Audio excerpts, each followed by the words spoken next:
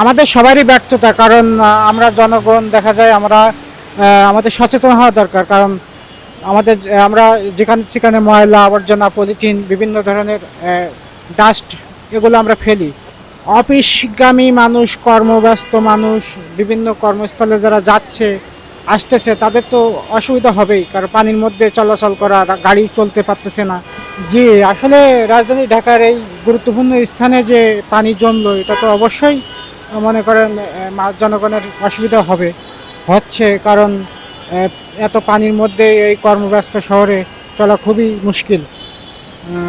সরকারের কাছে আমাদের অনুরোধ থাকবে যাতে করে এই বিষয় ড্রেনেজ ব্যবস্থাটা যাতে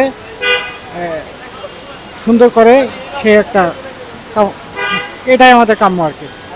অফিসগামী মানুষ, কর্মব্যস্ত মানুষ, বিভিন্ন কর্মস্থলে যারা যাচ্ছে আসতেছে তাদের তো অসুবিধা হবেই, কারণ পানির মধ্যে চলাচল করা, গাড়ি চলতে পারতেছে না।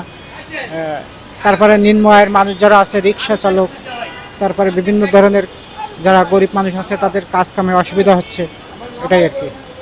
আমাদের সবারই ব্যর্থতা, কারণ আমরা জনগণ দেখা যায় আমরা আমাদের সচেতন হওয়া দরকার। কারণ আমরা যেখানে সেখানে ময়লা আবর্জনা পলিথিন বিভিন্ন ধরনের ডাস্ট এগুলো আমরা ফেলি।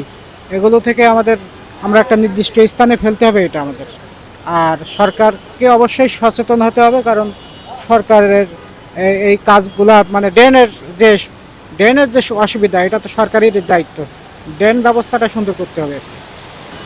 রিক্সা তো একটু তো দাম বাড়বে, কারণ এই অসুবিধার মধ্যে এই মানে পানির মধ্যে তারা রিক্সাওয়ালারা যারা আছে তারা তো অনেক কষ্ট করে মানে প্যাসেঞ্জার টানাটানি করতেছে, এর থেকে তো অসুবিধা হবে।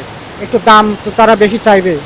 গাড়িরও তো এই একই অবস্থা, বাস বা সিএনজি যারা আছে চালক, তারা তো একটু বেশি চাইবেই।